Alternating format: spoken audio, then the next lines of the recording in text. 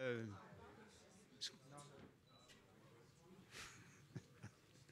on est dans une boîte de com. Ouais.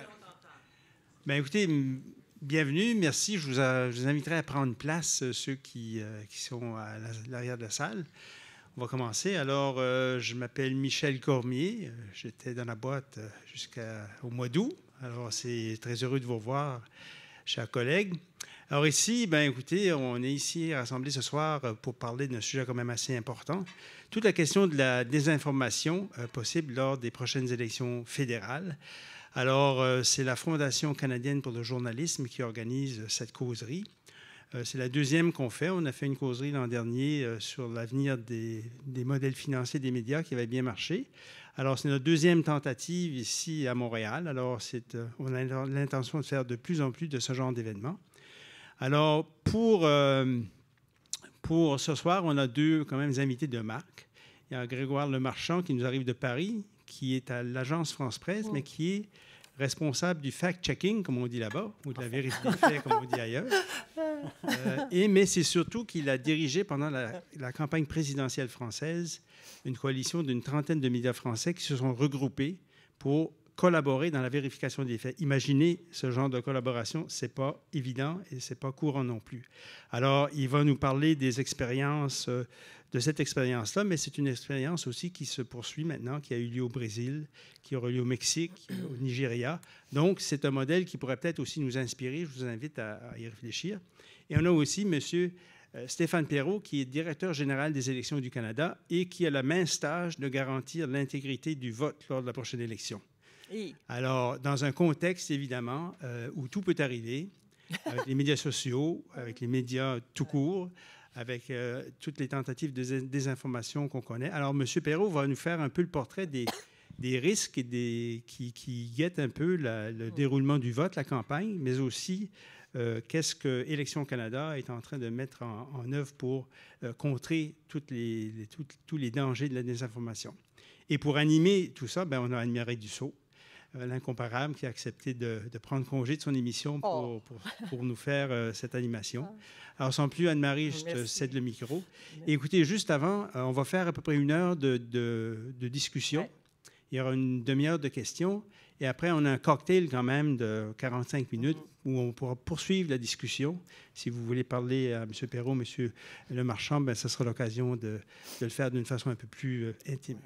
Merci, Marie, je te cède la parole. Alors, merci à vous tous et toutes d'être là. Je pense que c'est un sujet extrêmement important. Est-ce une menace réelle ou appréhendée que nous vivons d'abord au Canada? Quelles leçons tirer de ce qui s'est passé aux États-Unis, de ce qui s'est passé aussi en Europe lors de l'élection présidentielle française, à la veille d'autres élections européennes? Comment on réagit là-bas? Alors, est-ce qu'on est à l'abri, nous, de ce tsunami de fausses nouvelles, de désinformation, de manipulation avec Internet? Est-ce qu'on est à l'abri de cette ingérence étrangère ou autre? Est-ce si facile que ça de désinformer, de nous-mêmes, nous manipuler, nous les médias? Sommes-nous victimes nous-mêmes de ça? Et comment contrer cette menace-là, si tant est qu'elle est réelle et qu'elle existe vraiment ici au Canada? J'ajouterai quelques notes biographiques à nos invités. Grégoire Lemarchand est adjoint à la rédaction en chef de l'AFP, journaliste d'abord de terrain, mais ça fait quand même quelques années qu'il se préoccupe de ces questions-là. Il enseigne le journalisme à Sciences Po et coordonne ses équipes encore actuellement. Et vous pouvez aller voir le blog Factuel qui est, je pense, issu de cette expérience-là de cross-check, de vérification de faits. Écoutez, puis j'ai même lu, puis il va vous le confirmer, que ça a été très rentable, même économiquement, semble-t-il, pour les différents médias qui se sont unis. Une centaine de journalistes, c'est pas rien, trentaine de médias. On est déjà très envieux de ce sort-là. Alors, et M. Perreault, directeur général des élections, confirmé, vous l'étiez par intérim. Vous êtes une sommité en droit. Vous avez commencé un beau parcours juridique, d'abord comme ce qu'on dit Claire, de l'ancienne juge Claire Leroux-Dubé, qui est connue pour ses grandes décisions et ses grandes dissidences aussi. Alors, on verra si vous affichez vous-même certaines dissidences devant certains enjeux. Vous avez fait un parcours dans le service public, ministère de la Justice, au conseil privé, dont on parle beaucoup ces derniers jours, et dont on apprend parfois le rôle d'un conseil privé, et à la DGE depuis 2007, d'abord comme avocat général et maintenant comme grand patron. Merci d'être avec nous. Et je sais déjà que vous allez intervenir à l'intérieur des limites et aussi en ayant à l'esprit votre indépendance aussi face... mais moi, je veux essayer de régler une chose tout de suite, là. Parce que la formule, ça va être d'abord M. Lemarchand quelques minutes, ensuite M. Perrault quelques minutes, ensuite ils vont échanger. Est-ce que vous êtes prêts pour des élections appréhendées? S'il y avait des élections, là, dans une semaine ou deux, on va régler ça tout de suite. Alors, je vais être honnête, on préférerait que ce ne soit pas demain matin, mais on a toujours une élection qu'on est capable de livrer. On a toujours des services électoraux. On vient d'en finir 3 partiels, et s'il y avait une élection générale, elle aurait lieu, et ce serait une bonne élection. Une bonne élection, et vous seriez prêts? On serait prêts. On serait encore plus prêts au mois de septembre, et je continue de croire que ça va être le cas. Alors, ceci étant réglé, on va commencer avec vous, M. Lemarchand. Bonsoir, bienvenue chez nous. Merci vous êtes beaucoup. familier ici. J'apprenais tout à l'heure, vous avez quand même une équipe sur le terrain ici. L'AFP a plusieurs journalistes quelques-uns sont ici avec nous ce soir. Comment est née l'idée? D'abord, je ne sais pas si vous voulez commencer par l'expérience du cross-check, dont la vérif de fait de l'élection présidentielle ou ce que vous faites actuellement, mais cette initiative, comment elle est née, sa force et son impact? Effectivement, il vaut mieux prendre les choses de façon chronologique et parler de cross-check. Alors, pour être tout à fait honnête, cross-check, c'est effectivement une coalition de médias français qui a travaillé 11 semaines durant, de manière collaborative, en amont de l'élection présidentielle. C'était absolument pas naturel entre nous de travailler. Et je comprends que vous posiez des questions, effectivement, au Canada. Et il faut rendre le mérite à First Draft. Alors, je ne sais pas si vous connaissez. First Draft, c'est un consortium de médias qui est basé à la fois à Londres et à New York, spécialiste de la vérification, du fact-checking. Et ils sont venus nous voir à Paris, les médias français, avec cette idée de dire, voilà, il s'est passé 2 choses importantes, c'est-à-dire le référendum du Brexit, l'élection de Donald Trump, et 2 choses où, d'une manière ou d'une autre, les fausses informations, les infox, comme on dit maintenant en France, ont joué un rôle dans le débat. Est-ce que c'est elles qui ont fait balancer l'élection d'un côté ou d'un autre? Ça, je pense qu'on manque de recul. C'est plus un travail d'historien, de recherche à faire. Mais en tout cas, elles ont joué un rôle majeur dans les campagnes. Et First Draft est venu voir les médias français en disant, voilà, the next big thing, en fait, c'est l'élection en France. Parce que c'était dans un contexte, voilà, c'est la France, c'est toujours un contexte un peu difficile. On a la montée de l'extrême droite avec le Front National et Marine Le Pen. On avait cet ovni à l'époque que personne ne connaissait trop, qui était Emmanuel Macron. On ne savait pas trop ce que ça allait donner. Et on a fait une première réunion et tout le monde s'est regardé en disant, c'est une bien belle idée, mais je ne vois pas comment ça va se faire, finalement. On s'entend bien, il n'y a pas de problème, mais comment on va travailler ensemble? Et puis, vous sentiez la menace et la nécessité voilà, de mais en se disant, il faut faire quelque chose. Et puis, je vous passe les détails, on a eu des gens très enthousiastes derrière qui nous ont dit, si, il faut y aller. Et ça a été un peu comme un blitz, on est allé très vite.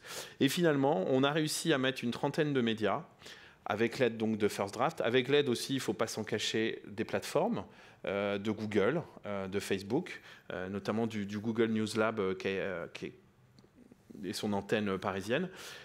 Et donc, finalement, on a monté quelque chose d'ex nihilo qui ne s'était pas fait et de dire, voilà, on va essayer de travailler collectivement et de travailler sur toutes les fausses informations qui vont circuler pendant la campagne en France, pendant la campagne électorale. Et c'est ce qu'on a fait pendant 11 semaines. Donc, il y avait une 30aine de rédactions, des plus grandes aux plus petites. Alors, pourquoi je suis là, moi, aujourd'hui? Parce que j'ai travaillé, mais plein d'autres gens ont travaillé et ont passé beaucoup de temps. C'est que, finalement, il fallait trouver, comme dans n'importe quel journal, dans n'importe quelle publication, il vous faut pas forcément un rédacteur en chef, mais au moins quelqu'un qui donne une validation finale avant de publier. Donc, First Draft a proposé à l'AFP, non seulement parce qu'on les connaissait bien, et ils nous connaissaient bien, mais surtout parce que on est une agence de presse, tout le monde nous connaît en France, et on est neutre, parce que finalement, c'est pas forcément logique de faire travailler des médias ensemble, mais c'est pas logique non plus quand vous avez des médias engagés de gauche ou de droite ou de centre, ou plutôt libéraux, plutôt conservateurs, etc.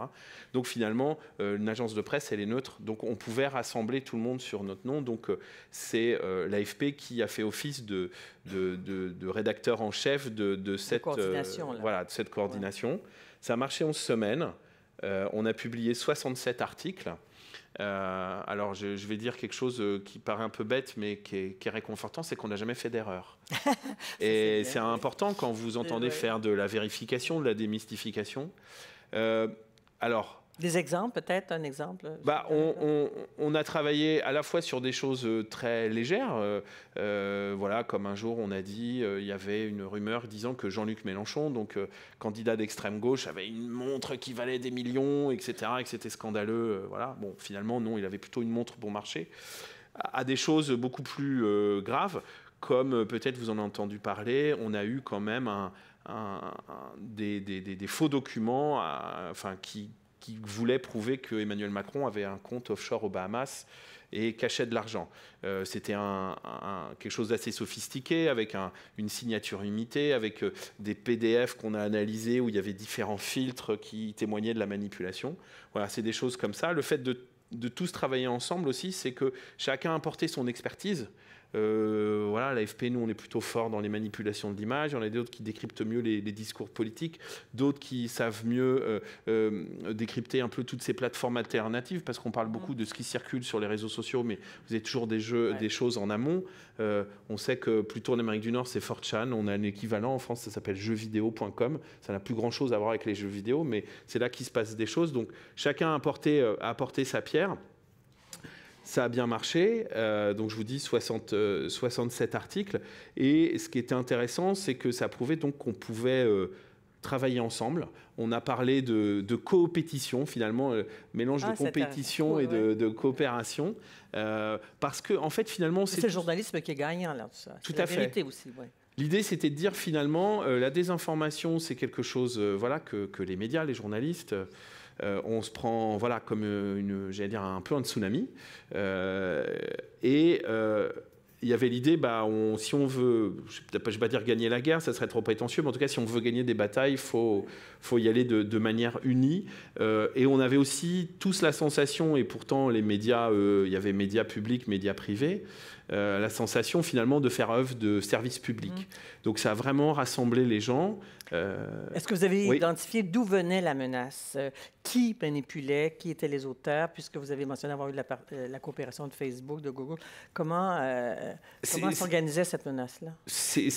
Les choses sont diffuses. C'est difficile de dire elle venait de tel endroit, de telle personne, etc. Ce qui est sûr, c'est qu'en France, le favori des sondages, qui ensuite a été élu, Emmanuel Macron, était la cible numéro 1 de ce qui, on va dire, de la désinformation, des manipulations de l'information.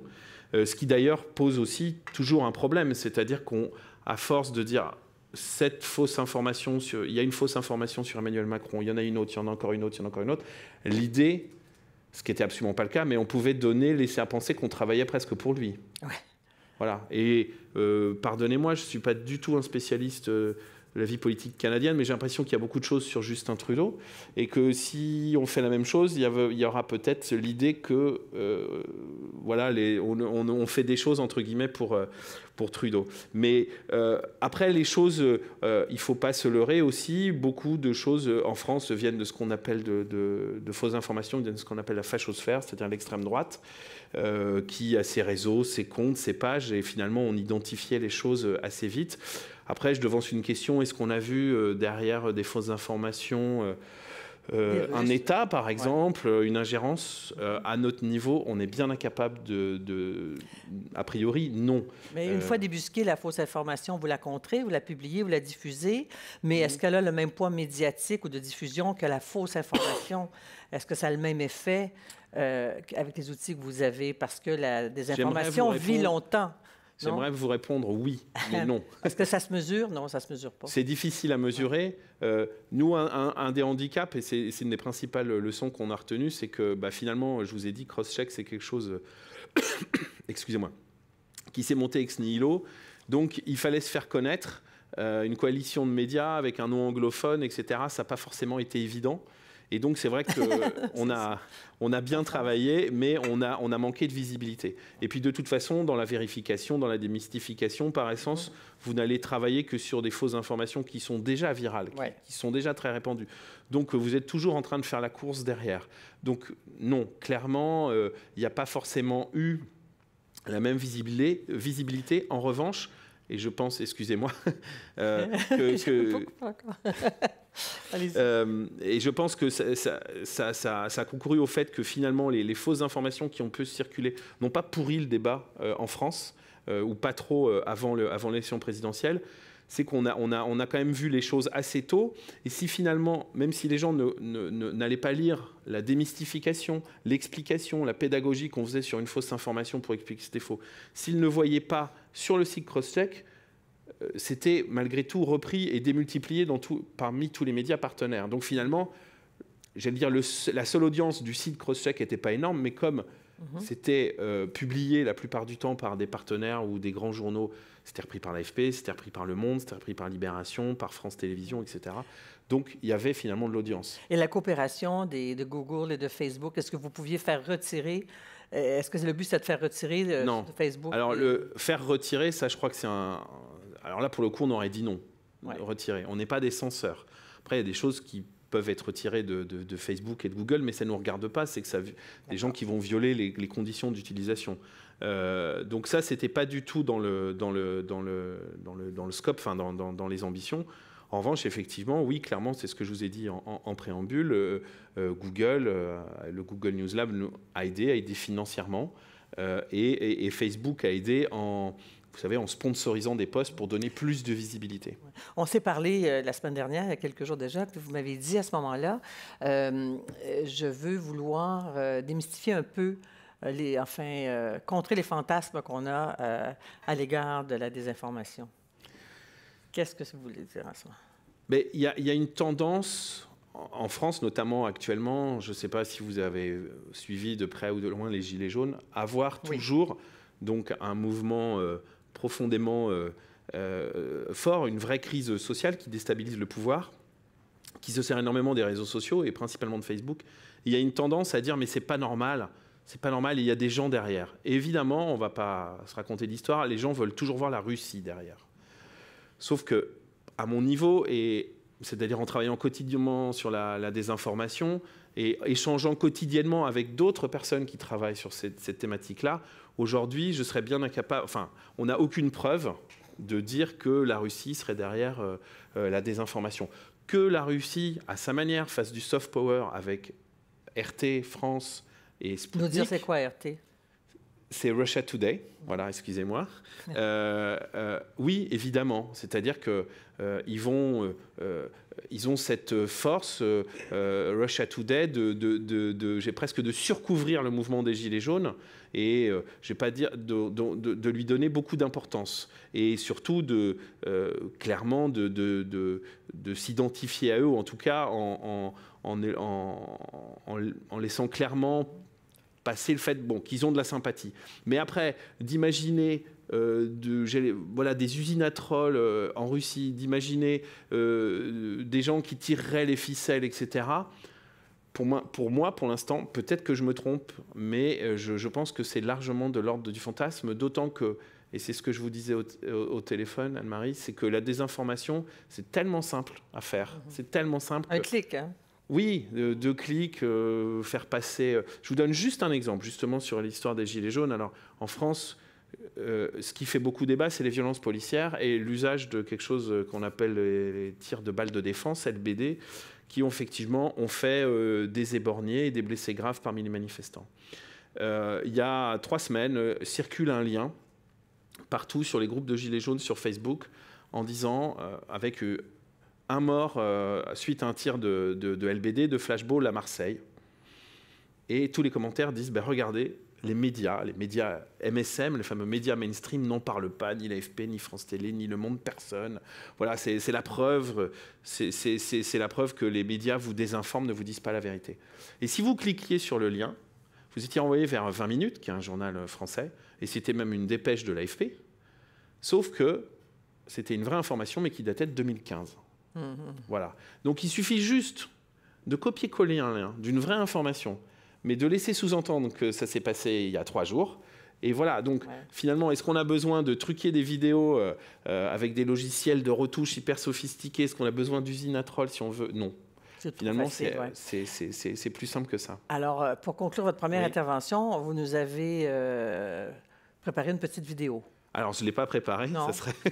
Alors, c'est une non, fausse alors, information. c'est pareil, je vais être très transparent. Ouais. Et puis, voilà, c'est le Google News Lab qui nous a aidés, qui a réalisé cette vidéo après. On va la regarder et après, on va la voir. On pourra commenter rapidement, puis je vais parler un petit Ça peu. vous résumera tout ce D'accord. que je vous ai dit. Et puis, c'est pas fini, on a encore du temps. Bien alors, sûr. merci. On regarde.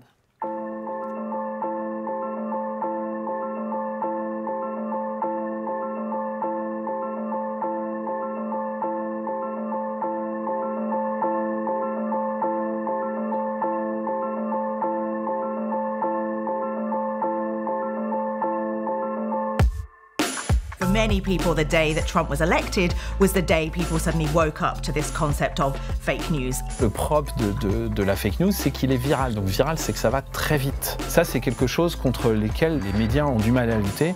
With the cross-check model, the idea was that how can collaboration power a much more effective monitoring and debunking of mis and disinformation so that audiences can be served much more effectively? Crosscheck, c'est né à Google Paris lors d'une réunion qui a eu lieu au début du mois de janvier 2017 et au cours de laquelle des journalistes ont eu le courage de s'allier pour voir quelle était la meilleure façon de lutter contre la désinformation à la veille de l'élection présidentielle. And so we would find content that we thought was problematic and verify using a systematic verification checklist that everybody had been trained on. On a eu plus de 600 questions via le formulaire Harken du public, mais on a quand même réussi à publier 67 vérifications en 10 semaines. Pour moi, l'exemple phare, c'est l'information selon laquelle Emmanuel Macron aurait eu un compte offshore aux Bahamas. C'est une information qui a circulé en ligne au lendemain du dernier débat de la présidentielle et qui, grâce à Crosscheck, a été rapidement vérifiée. On disposait d'outils qui nous permettaient très vite de remonter du contenu suspicieux, très partagé, très viral sur les réseaux sociaux. Google Trends a été mise à disposition des journalistes et des éditeurs. Un autre outil qui nous a été très utile, c'est Google Reverse Image Search. Il s'agit juste de mettre une image dans la barre de recherche de Google et dans ce cas-là, Google nous montre à quel moment et dans quels articles cette image a été utilisée. The kind of content that we see do very well on social networks is often powerful visuals, very emotional headlines. Je me souviens comme ça notamment d'une petite vidéo prétendant que des infirmières dans un hôpital avaient été malmenées par des migrants. On s'est rendu compte, ne serait-ce qu'en écoutant la bande-son de cette vidéo, c'était du russe. Voilà l'exemple type de vidéo hautement virale, complètement fausse, sur lequel, effectivement, Crosscheck a travaillé et a très vite débunké. C'est révolutionnaire parce que c'est la première fois que des rédactions qui sont normalement concurrentes ont réussi à collaborer. Il y avait un vrai sentiment d'entraide entre les journalistes, il n'y avait pas de rétention d'informations et on mettait tout au pot commun et on s'aidait les uns les autres. We have a model here that really could improve trust in journalism.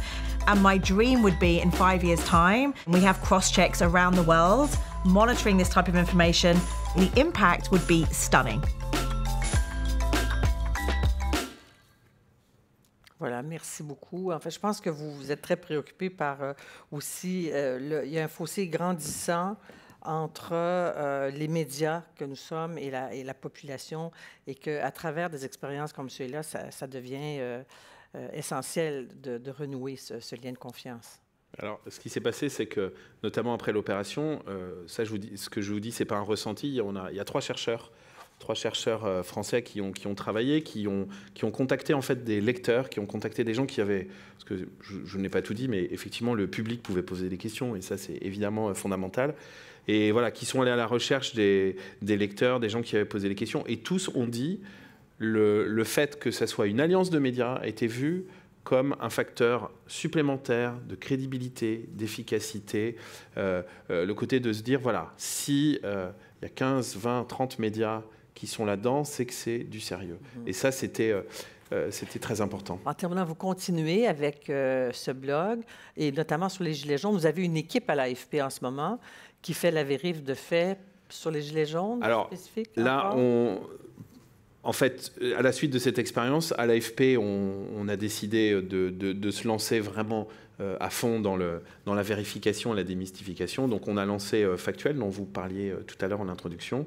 Et aujourd'hui, effectivement, dans le réseau AFP, on a pas loin de 30 personnes qui travaillent aujourd'hui uniquement sur la vérification, et pas que sur les gilets jaunes. Non, mais dans les différents pays où vous êtes aussi, j'imagine. Oui, bien sûr. Là, je vous dis, c'est dans le monde entier. Aujourd'hui, on travaille, on fait de la vérification en 5 langues, mais c'est vrai qu'à Paris, depuis la mi-novembre, on a beaucoup travaillé sur les gilets jaunes, qui est un mouvement très intéressant à couvrir, mais c'est un mouvement très intéressant parce que c'est la première fois qu'il y a un mouvement social d'ampleur en France, un pays où il y a une très forte tradition sociale, une très forte tradition syndicale de contestation, mais qu'un mouvement est né tout seul, en grande partie grâce aux réseaux sociaux et grâce essentiellement à Facebook. Et effectivement, il se passe beaucoup de choses sur les groupes Facebook et il y a aussi beaucoup de désinformation. Mais ce qui est intéressant, c'est qu'il y en avait beaucoup au début et il y en a de moins en moins. Parce que aussi, les Gilets jaunes ne sont pas plus stupides que vous et moi. Donc je pense que le fait que nous et d'autres, on ait relevé des choses fausses, manipulées qui circulaient, on voit aujourd'hui, là où, par exemple, fin novembre, personne ne remettait jamais en cause une publication dans les commentaires. Aujourd'hui, dès que quelque chose est publié et a l'air un peu bizarre, un peu tendancieux, beaucoup de commentaires, c'est « attendez, il faudrait vérifier » ou « attendez, on va passer pour des andouilles à croire n'importe quoi », etc. Donc finalement, on se pose toujours la question de l'efficacité, du fact-checking, de la vérification. Le fait de voir les gens qui, il y a 2 mois, ne doutaient pas, aujourd'hui douter, c'est quelque part une petite victoire. Ça s'appelle de l'éducation populaire, d'une certaine manière, non? Absolument. Puis on pourra en parler tout à l'heure de l'importance de l'éducation et ça doit commencer jeune. Monsieur Perrault, le défi est grand pour vous? Oui. Le cadre, oui, situez bien le cadre dans lequel vous pouvez nous parler. Je vais reprendre sur un thème qui est sorti très clairement, c'est celui de la collaboration. C'est quelque chose qui est un peu nouveau pour nous. On est très indépendants, très fiers de l'être. Et jusqu'à maintenant, faire des élections, les conditions de succès d'une élection, ça dépendait essentiellement d'Élections Canada. Il y en a d'autres. La sécurité dans les rues, c'est essentiel pour que les gens aient voté. On prend ça pour acquis, tant mieux, de façon générale au Canada. La liberté de presse en est une autre, mais on prend aussi ça pour acquis. Mais là, les conditions de succès de l'élection, il y en a qui commencent à être contestées ou mises au défi.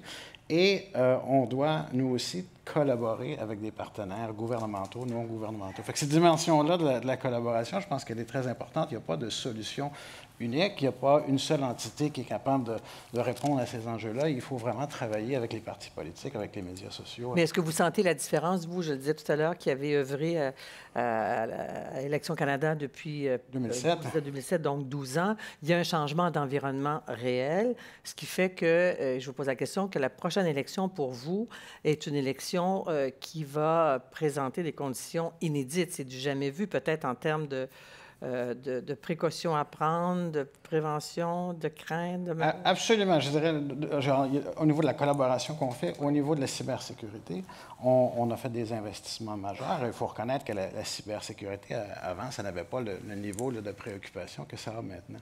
Alors, ce qui est intéressant, c'est que quand on parle de désinformation, en soi, ce n'est pas nouveau, la désinformation. Les mauvaises langues diraient que c'est aussi vieux que la politique. Mais ce qui est nouveau, ce sont des éléments que je dirais périphériques qui gravitent autour de la désinformation et qui la rendent si puissante et si dangereuse pour la démocratie. Alors, je vais mettre la table un peu en parlant de ces éléments-là, peut-être parler un peu du rôle qu'on joue, nous, à Élections Canada, le rôle que moi j'ai un rôle qui est limité, qui est important, mais quand même qui est limité, et peut-être le rôle que d'autres intervenants, comme les médias, comme les groupes comme Fact-Check, Crosscheck, pardon, peuvent jouer. Alors, j'en mentionnerai 5. Alors, si on parle de la désinformation, autour de ça, il y a 5 éléments qui sont nouveaux. Je ne vais pas rentrer dans les détails, on pourra revenir. Il y a la question de la cybersécurité qu'on a mentionnée. On l'a vu aux États-Unis, les enjeux liés au courriel, au piratage des courriels des démocrates. Ce n'était pas des enjeux de désinformation, ça. Mais en France, avec M. Macron, on a introduit par du piratage des données fausses dans la campagne de M. Macron. Donc, il y a du chevauchement entre les enjeux de cybersécurité et les enjeux. Est-ce que ça, c'est de votre juridiction ou pas? Alors, Parce qu'il y a un comité de contrôle qui a été créé par le gouvernement, là. Exact. Alors, c'est important de comprendre. Moi, ma responsabilité, c'est m'assurer au niveau de la cybersécurité, d'abord, que nos systèmes sont protégés. On a fait des investissements majeurs. On a collaboré, je parlais de collaboration, avec les organismes de sécurité canadiens, le Centre canadien de la sécurité des télécommunications. On a fait beaucoup d'investissements dans les dernières années pour sécuriser nos systèmes.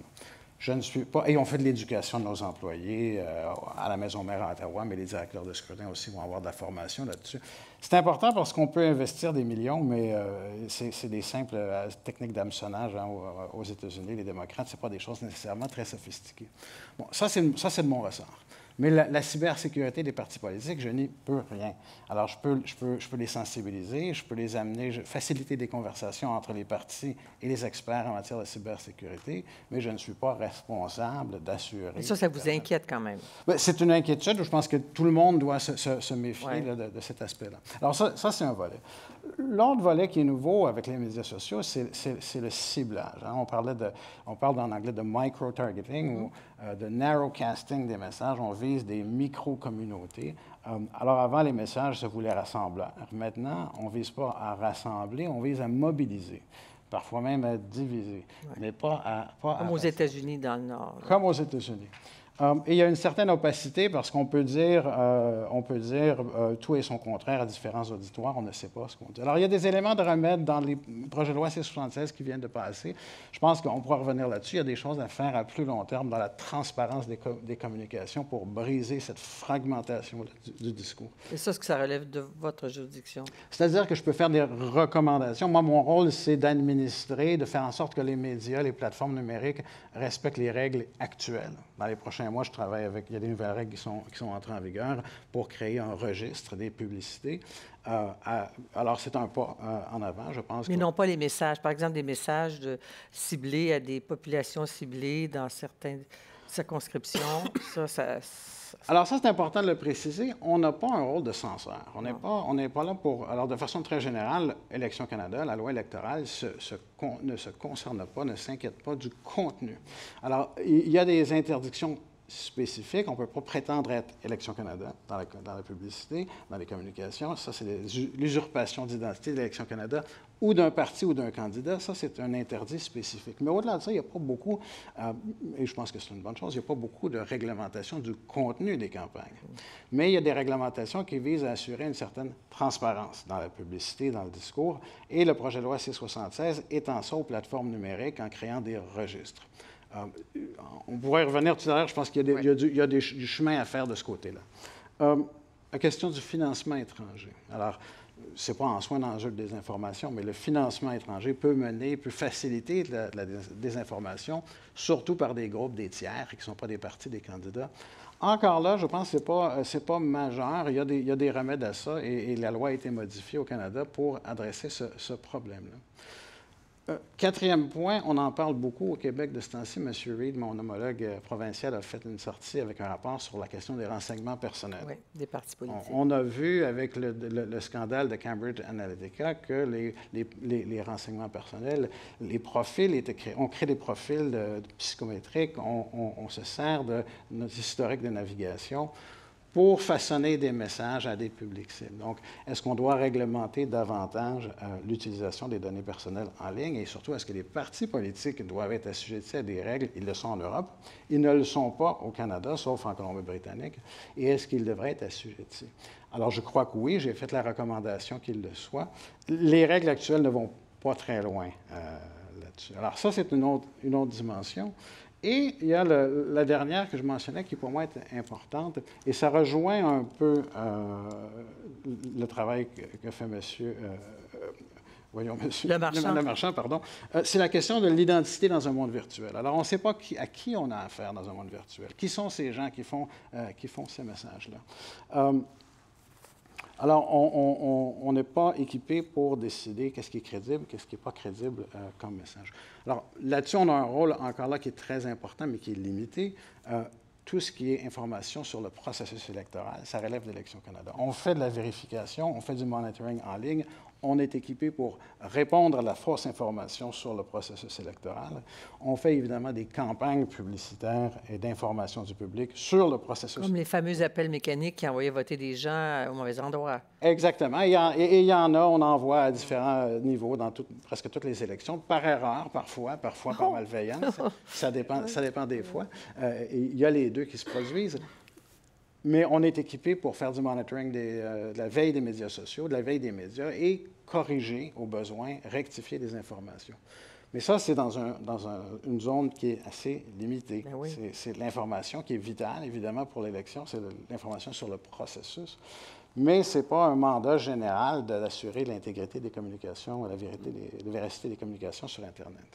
Est-ce que j'ai bien compris que lorsque vous avez dit que vous avez fait des recommandations qu'elles n'ont pas été retenues, c'était dans le cadre de ce projet de loi C-76 adopté en décembre dernier, que vous allez travailler en partie seulement sous un nouvel encadrement, que vous n'avez pas eu gain de cause pour obtenir toutes les protections, les garanties pour mettre à l'abri notre système électoral de certaines formes d'ingérence? C'est-à-dire que j'aurais souhaité qu'on assujettisse les partis politiques aux règles qui sont généralement applicables aux grands principes en matière de protection des renseignements personnels. J'aurais souhaité qu'ils soient assujettis aussi à des mécanismes de contrôle. Et qu'est-ce qu'on vous répondait? Ce que la loi prévoit, j'ai pas eu de réponse vraiment. Par omission, vous avez Par omission, oui. Ce que la loi prévoit, c'est que les partis politiques doivent désormais, les dispositions vont entrer en vigueur sous peu, ils vont devoir, chaque parti devra avoir sa propre politique en matière de protection de renseignements personnels. Politique qui est assujettie à aucun seuil minimal. Alors, c'est laissé au bon vouloir des partis d'avoir une bonne politique en matière de protection de renseignements personnels et il n'y a pas de mécanisme de contrôle. Alors, on va travailler avec eux, on va les encourager à développer des politiques qui sont saines, qui sont assez robustes, mais je n'ai pas de pouvoir là, pour les forcer à le faire. Est-ce que vous sentez qu'il y avait une volonté des partis politiques de se mettre à l'abri? Parce qu'effectivement, au cours des derniers jours, on a vu la déclaration au Québec du DGE québécois sur ces inquiétudes. Écoutez, c'est certainement quelque chose qui est perturbateur pour les partis politiques. Ils ont des données, ils s'en servent. Leur arsenal électoral est un arsenal numérique. Ouais. Qu'est-ce qu'elle comprendrait une politique de protection des renseignements personnels, par exemple? Bien, je pense qu'il y a des grands principes qu'on retrouve dans tous les régimes. Je pense qu'ils peuvent être modulés. Il ne faut pas nécessairement que ce soit identique dans la sphère politique, mais il devrait à tout le moins avoir des choses comme le droit d'un citoyen, d'un électeur, de savoir quels renseignements un parti possède à son égard et pouvoir le retirer ou le corriger. En ce moment, il n'y a pas ça. Alors, on ne peut pas savoir, on ne peut pas exiger des partis qui nous disent quels sont les renseignements qu'ils possèdent et s'ils sont inexacts, de les corriger. Alors ça, c'est des choses de base comme ça. La loi a mis de l'avant un régime, et là, je change un peu de registre, je passe à la question de la transparence, une obligation pour les plateformes numériques de faire un registre publicitaire. Alors, de mettre en ligne sur leur plateforme toutes les publicités qui viennent d'une même source, d'un même parti, que ce soit un tiers, un parti politique ou un candidat, pour qu'on puisse voir non seulement le message qu'on a reçu, nous, mais les autres messages qui ont été envoyés à d'autres auditoires. Alors, je pense que c'est un bon pas en avant. Et qui va surveiller ce registre-là? Alors, nous, on va s'assurer qu'il existe. C'est à chacun de s'en servir, de voir si les publicités qu'ils reçoivent, que vous recevez, s'il y en a d'autres qui sont différentes, si le discours est cohérent, si on s'adresse à vous de façon partielle ou incomplète ou mensongère. Et pour faire une parenthèse, pour vous interrompre brièvement, pour une parenthèse, là, ça prendrait toute une équipe de cross-check pour aller vérifier si les publicités sont mensongères. Bien, et c'est par plateforme. Alors, vous devez aller voir sur Facebook, sur Twitter, sur Google. Il y a pas Alors, nous, ce qu'on va faire à Élections Canada pour nos communications, et c'est juste la publicité. Oui, c'est ça, c'est pas les messages. Non. Alors, nous, on va avoir un registre à Élections Canada pour toutes nos communications. Publicité, Facebook, les tweets, tous les messages, que ce soit publicitaire ou non. Alors, si quelqu'un reçoit de l'information qui s'apparente à l'information venant d'Élections Canada, va pouvoir vérifier, ah oui, ça vient d'Élections Canada, je peux m'y fier. Alors, c'est une source connue, fiable, et j'ai vérifié, ça vient d'Élections Canada. On a vu aux récentes élections québécoises des publicités un peu, je vous dire, maladroites ou qui rataient la cible visée. Imaginons un parti politique qui invente une fausse pub au nom d'un parti Est-ce que c'est le genre de choses qui pourraient être détectées par ce registre? Non, alors le registre que nous, on va voir, c'est sur nos communications. C'est d'accord. la transparence de nos communications. Il y a des nouvelles dispositions qui interdisent les publications où il y a une usurpation d'identité. Sauf si c'est de la satire, il y a des exceptions. Oui. Mais on ne peut pas se faire passer pour un candidat quand ce n'est pas nous.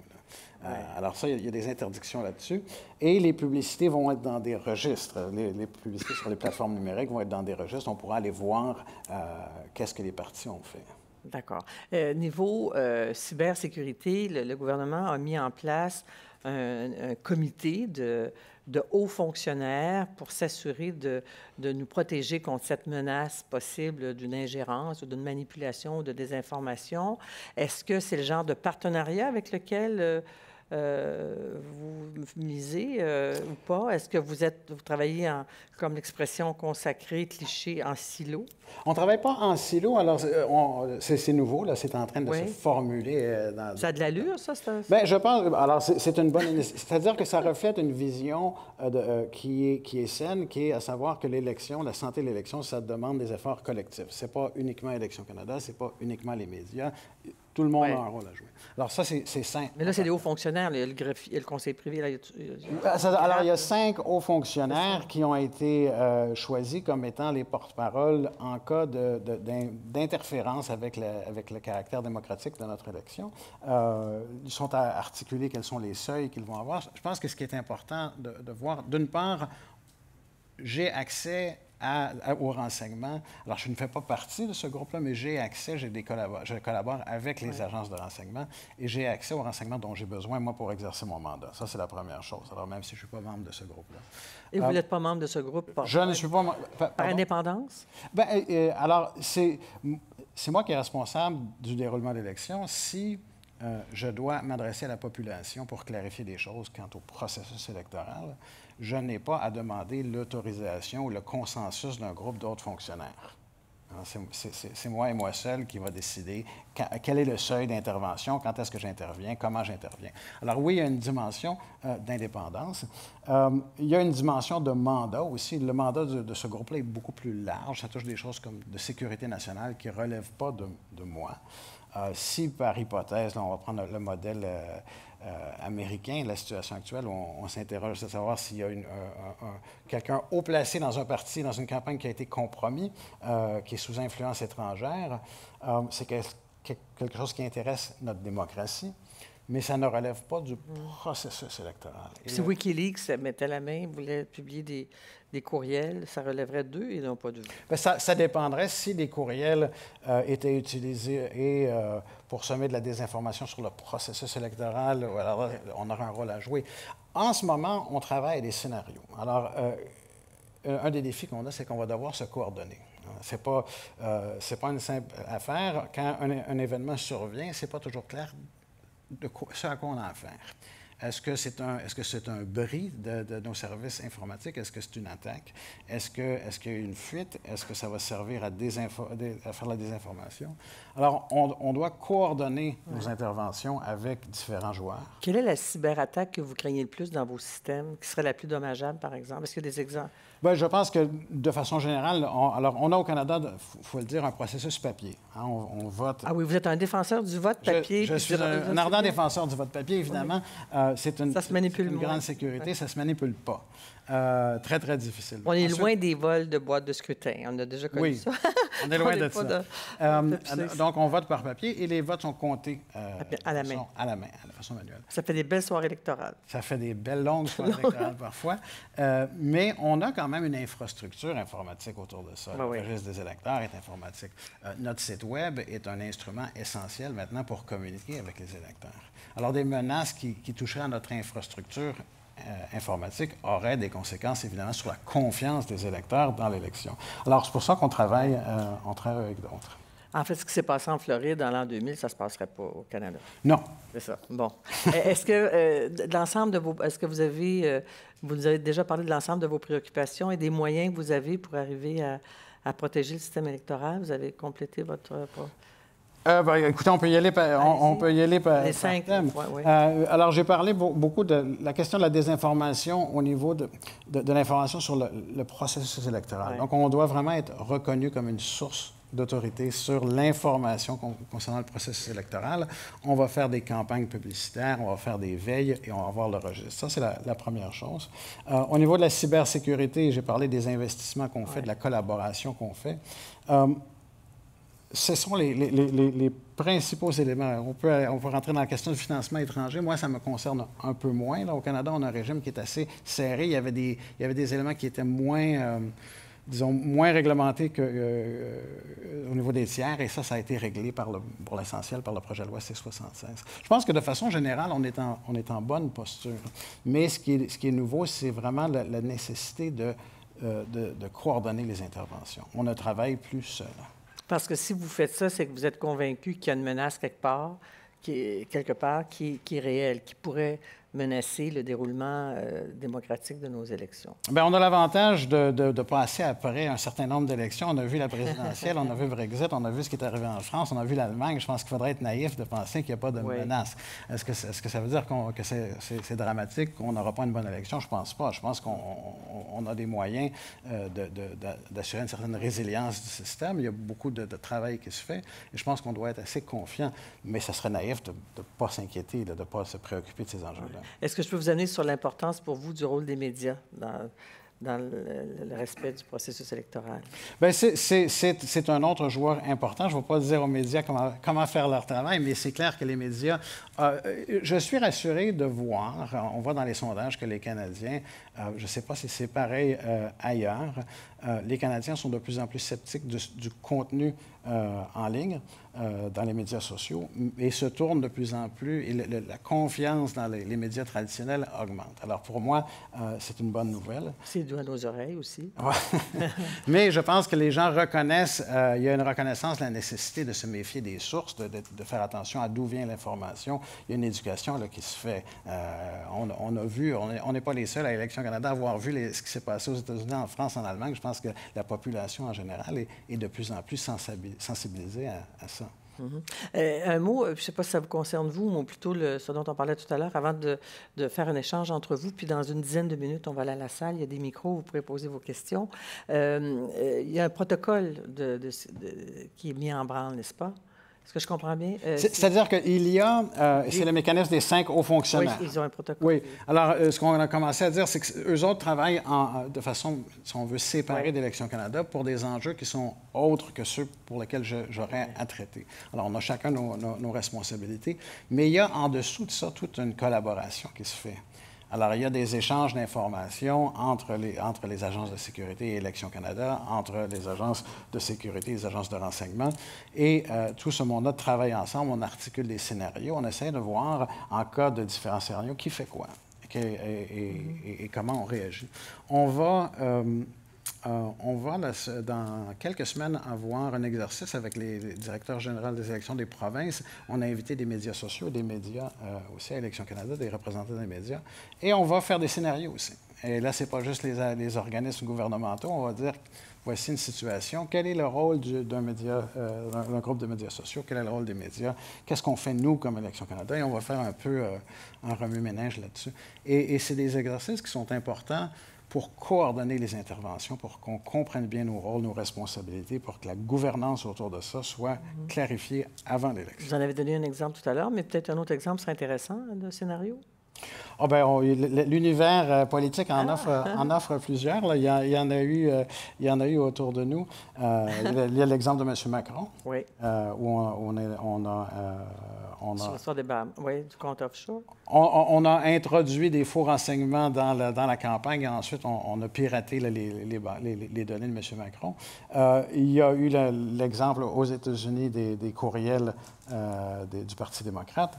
Il y a plusieurs scénarios qu'on peut broder autour. Mais ça, spécifiquement, pour être très clair, ça ne relèverait pas nécessairement de vous, mais plutôt de l'autre comité de surveillance. Exact. Si, cependant, on prend une base de données d'un parti politique et on s'intéresse à ses supporters, et on essaie de dire à ces supporters-là que le vote a été déplacé et qu'on vote maintenant mardi au lieu du lundi, bien là, on a un rôle à jouer. Oui. Alors, et si ceux qui ont fait le piratage, c'est un pays étranger, bien là, il y a des agences qui ont un mandat étranger qui vont jouer un rôle.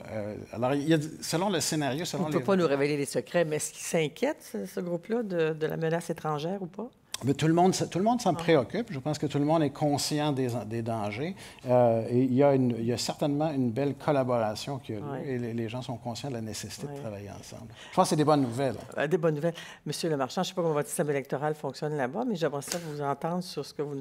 Est-ce que vous croyez qu'on est bien équipé pour faire face tout ce que vient de décrire M. Perrault, ça a l'air solide, hein? Ça a l'air... Comment ça se passe chez vous? Comment ça se passe chez vous? Je crois qu'on a un système quand même assez proche. Hein, aussi, on est très attaché au papier en France. On aime beaucoup les très longues soirées électorales. Et on n'a pas de bande perforée à lire non plus. Donc, on s'évite un certain nombre de soucis. Je crois, enfin, en tout cas, en France, le dernier scrutin, le scrutin présidentiel, puis les élections parlementaires se sont bien passées. Il n'y a pas eu de choses bizarres, non plus de soupçons. Après, de là à dire effectivement qu'on est à l'abri, ça serait présomptueux. Voilà, mais en tout cas, là, tous les scénarios ont l'air d'être... Mais bon, est-ce que je ne pourrais pas vous en dire plus. Est-ce que ça sera suffisant, j'espère? Ouais. Et pour vous, est-ce qu'il n'y a pas une loi qui a fait un bout de chemin? Qu'en est-il de la loi sur le contrôle de la désinformation? Je n'ai peut-être pas le bon titre, là, mais... Oui, alors pour vous dire le titre exact, je ne sais pas, mais vulgairement ou communément, on l'appelle la loi anti-fake news. Oui. Ce qui ne va pas du tout, d'ailleurs, je trouve. Cette loi, c'est un point d'interrogation. Pour être très clair, les médias, les journalistes en France étaient plutôt opposés à cette loi. Parce qu'en disant déjà il existe un arsenal législatif. Ouais. Il y a un délit de fausses nouvelles en France. Alors effectivement, il fallait peut-être toiletter la loi parce que le délit de fausses nouvelles, c'est une loi du 19e siècle, donc elle est plus trop adaptée Comme quoi, c'est pas nous. au numérique et aux réseaux sociaux. Donc aujourd'hui, on a cette loi qui est un peu... Finalement, on ne sait pas trop si... alors, sans rentrer dans tous les détails, parce que ce serait trop long et fastidieux... Mais elle est adoptée, la loi, là. Elle est adoptée, et la loi, en fait, donc, ne sera active que lors des périodes précédant une élection. Mm-hmm. Ce que déjà, je trouve un peu bizarre, c'est que la désinformation, elle n'a pas de timing. Alors, effectivement, les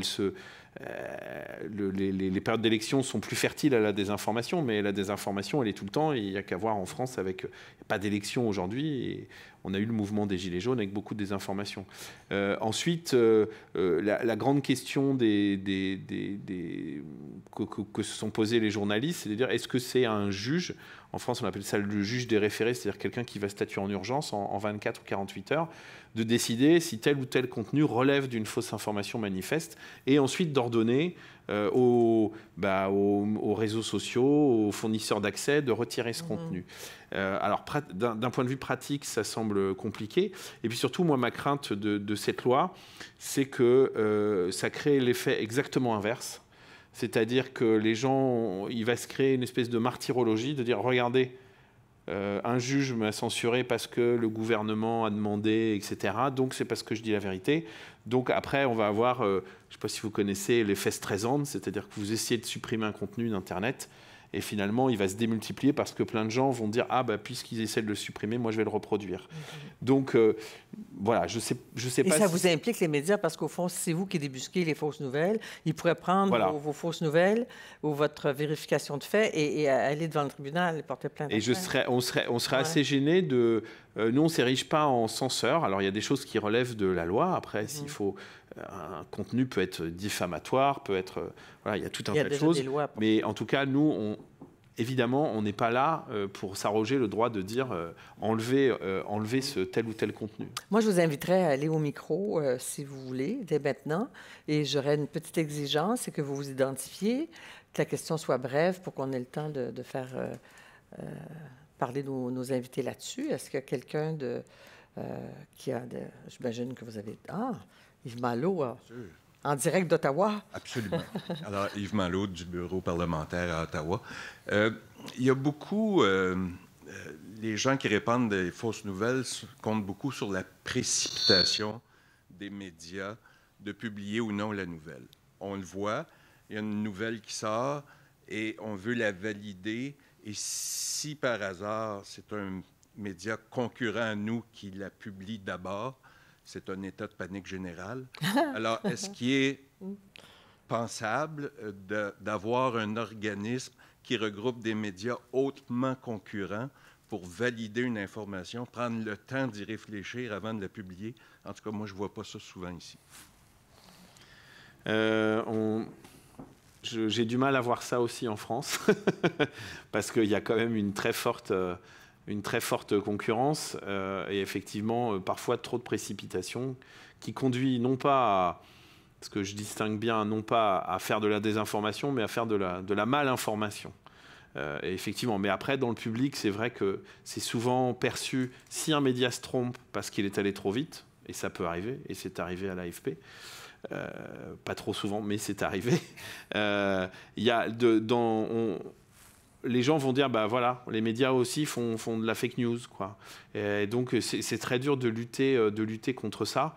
Moi, j'essaie juste d'expliquer qu'il y a d'un côté des gens qui ont mal fait leur métier, et à côté, c'est différent de la désinformation où c'est des gens qui ont vraiment qui veulent causer du mal. Voilà, c'est pas parce qu'ils vont trop vite, c'est parce qu'eux, ils ont un but bien précis, c'est de désinformer. Voilà, mais en tout cas, est-ce qu'on peut imaginer une espèce de grand conseil des sages, c'est un peu ça, de grands sachem qui se réunissent sous le tipi et qui disent, attendez, là, on va... dans un monde peut-être idéal, oui, je sais pas, mais là, j'ai du mal aussi à imaginer ça. Je veux dire, après, il y a trop de pression, Puis bon, on est quand même un métier qui vit de scoop aussi. Voilà, donc et ça s'accélère, hein? Oui, ça s'accélère. Et bon, voilà, il y a tout l'effet d'entraînement, des réseaux sociaux, etc. Mais je veux dire, si vous prenez tous les médias individuellement, ils vont tous vous dire, tous les directeurs de l'information vont vous dire, oui, il faut mieux être en retard et avoir raison qu'être le premier et avoir tort. Bon, mais après, dans la réalité d'une rédaction, faut aller vite. Alors c'est vrai qu'en cette période de désinformation, si on pouvait prendre un peu plus de temps, ça serait pas mal, mais culturellement, là, c'est vraiment dur à instituer, je crois. C'est illusoire de penser que ça peut arriver. Mais pour la vérif de fait, ça pourrait, techniquement, si les gens mettaient de côté la concurrence absolue, là, c'est ça. C'est ce que vous avez réussi à faire. Est-ce qu'il y a des médias qui ont refusé France, des grands médias qui ont dit non, on n'embarque pas là-dedans? Il y a des grands médias qui n'ont pas souhaité venir, voilà, en disant nous, c'est pas... Alors, parce que vous avez de la réticence par rapport à la vérification, et des gens qui disent finalement du fact-checking, moi ça fait 30 ans que j'en fais, donc je vois pas pourquoi, voilà, c'est du journalisme. Donc nous on essaye d'expliquer, c'est un peu différent, c'est que le journaliste c'est écrire sur du vrai. Là, la vérification, le fact-checking, on écrit sur du faux, finalement. Mais c'est utile parce que le faux est malheureusement autant, voire plus consommé que le vrai. Après, c'est vrai qu'on dans ce domaine, il n'y a pas de compétition dans le sens où notre métier se nourrit. Je suis le premier à avoir une information exclusive, avoir une interview exclusive, mais que dire moi je suis le premier à avoir repéré une photo manipulée, bon, on n'en est pas là. Donc la coopération se fait peut-être plus naturellement. Et puis après, c'est quelque chose de très en vogue, mais finalement, c'est pas des médias qui ont la possibilité d'avoir des unités spécialisées. Voilà, on est dans un secteur en crise, c'est pas facile comme ça de détacher des gens à plein temps. Donc on n'est pas non plus très très nombreux à faire ça. Et c'est aussi peut-être pour ça que ça marche bien. C'est pas comme des services politiques où chaque média souvent a son service politique avec beaucoup de concurrence, et ça depuis des décennies. Là, c'est un peu, voilà, on est sur quelque chose qui émerge et qui est assez neuf. Ouais, en même temps, les médias vivent une situation extrêmement difficile financièrement ici. En tout cas, ça doit être la même chose chez vous. Mais j'ai dit tout à l'heure en présentation, parce que j'ai cru lire ça sur le cross-check, que ça avait été rentable économiquement. C'est qu'il y a des bénéfices à tirer. Vous aviez recueilli des fonds, à part le Google Lab, peut-être. Qu'est-ce qui a été rentable? C'est-à-dire que personne n'a perdu d'argent dans l'histoire. C'est-à-dire que les rédactions qui ont détaché des gens pour travailler à plein temps, ils ont retrouvé, en tout cas, n'ont pas perdu d'argent. De là à en gagner, non. Okay. Mais en tout cas, ils en ont gagné en termes de reconnaissance. Et surtout quelque chose que j'ai... Les tirages n'ont pas augmenté, non? Non, je ne crois pas. Ils ont augmenté en période électorale. Après, ça serait très présomptueux de vous dire que c'est grâce à CrossCheck. Non, mais après, il y a quelque chose qui ne se quantifie pas. C'est aussi que ça a fait naître des vocations dans certaines rédactions qui, naturellement, ne faisaient pas de vérification. Et puis surtout, c'est ce qui est dit dans la vidéo et que j'ai dit tout à l'heure, enfin, chacun a progressé. Et en fait, de travailler 10-11 semaines ensemble, tous les jours, d'échanger, tout le monde a monté en compétences, en fait. Donc ça, c'est aussi c'est pas des espèces sonnantes et trébuchantes, mais on y gagne. Très bien. Bonsoir. Bonsoir. Ma question s'adresse au directeur... Vous identifiez? Oui, ma question s'adresse au directeur général quel est votre Canada. nom? Mon nom est Michel Goulet. Bonsoir. Je forme le personnel à chaque élection depuis 1988 au niveau d'une circonscription. Et je vois toutes sortes de choses arriver. Et avec la technologie moderne, je vois encore des choses qui peuvent arriver. Style d'intervention qui pourrait... Et là, je me pose la question et je vous la pose à vous. Est-ce que le directeur du scrutin va avoir un outil ou des outils qui lui permettent d'aviser les électeurs que quelqu'un, un petit smart, a dit que c'est plus à telle école tu votes, c'est rendu à l'autre, etc. Est-ce qu'il va y avoir des mécanismes pour rejoindre rapidement les électeurs, soit que ce soit sur le site Internet, en tout cas... Est-ce que vous avez songé à ça? Parce qu'il y en a qui vont le faire, puis il y en a qui commencent à le faire. Oui, alors on a une équipe, depuis 2011, on a une équipe qui s'appelle l'intégrité électorale, et un des mandats de cette équipe-là, c'est de répondre, d'être sûr d'avoir des mécanismes de réponse rapides. Alors, il peut y avoir différents moyens, par les médias sociaux, par notre site Internet, mais il y a des mécanismes pour répondre rapidement aux électeurs dans ces situations-là. Et on a mis en place pour cette élection-ci des nouveaux outils pour faciliter les communications entre le niveau du directeur de scrutin au niveau de son bureau et Élections Canada, donc pour améliorer les relations, la communication à ce niveau-là. Donc, il y a différents mécanismes qui vont être en place pour qu'il y ait une réponse le plus rapide possible dans les cas comme ça.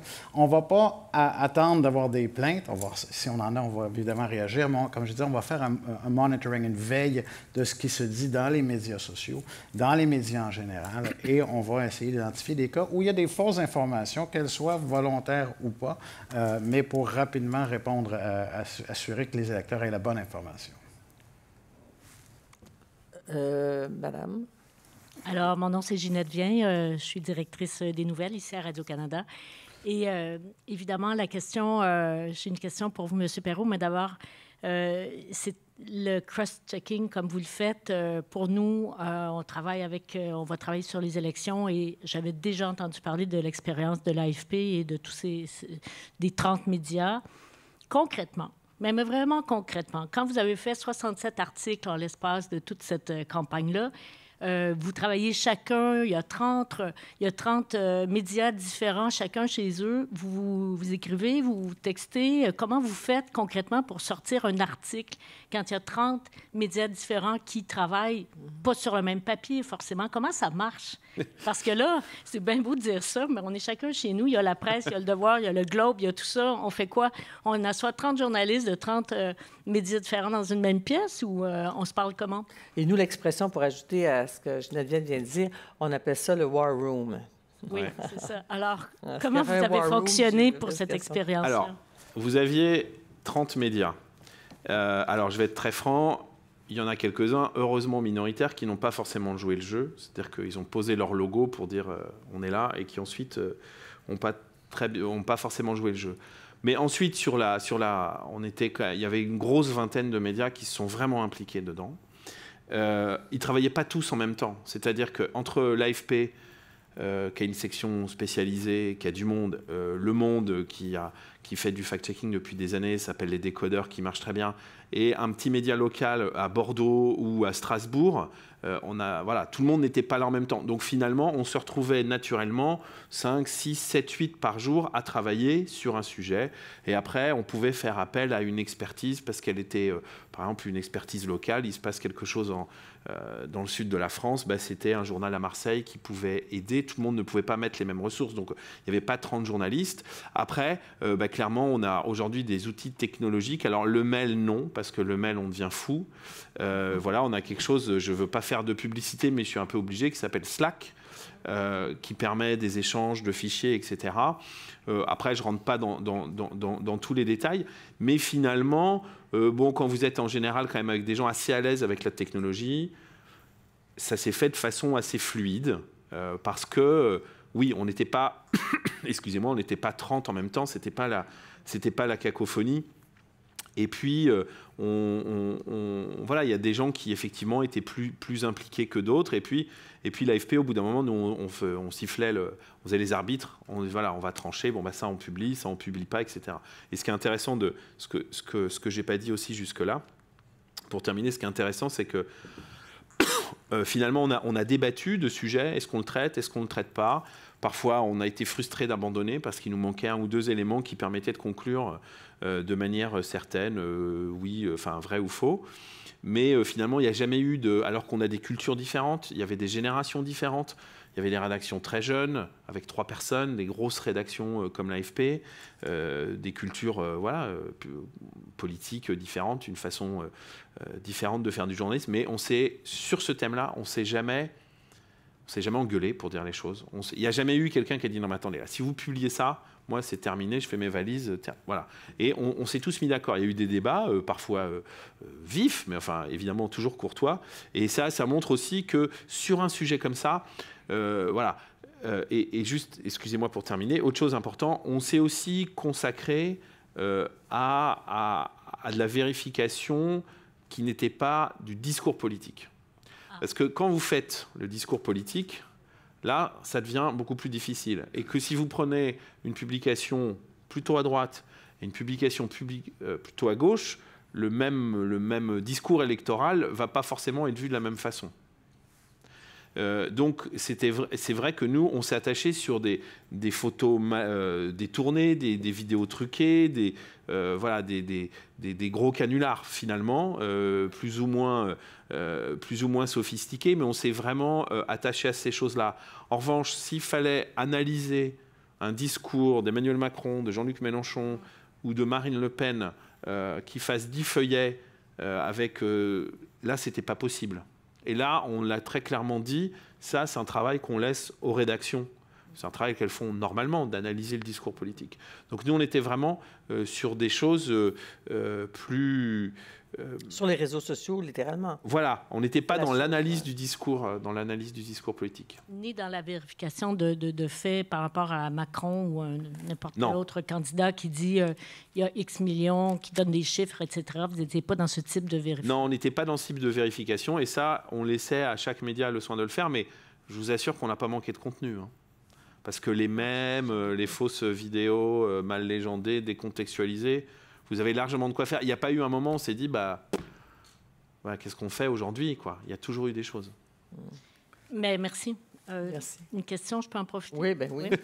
Alors, M. Perrault, j'ai bien noté les 5 points les plus importants quand on pense pas nécessairement aux menaces, mais renseignements personnels, etc., ce qui faudra surveiller de près pendant toute cette campagne. Ici, vous avez une partie, en tout cas, de toute l'équipe d'Ottawa et de Montréal qui... soit dans les TJ, soit vraiment sur le terrain, vont couvrir cette campagne. On est déjà quand même un peu là-dedans, un peu beaucoup.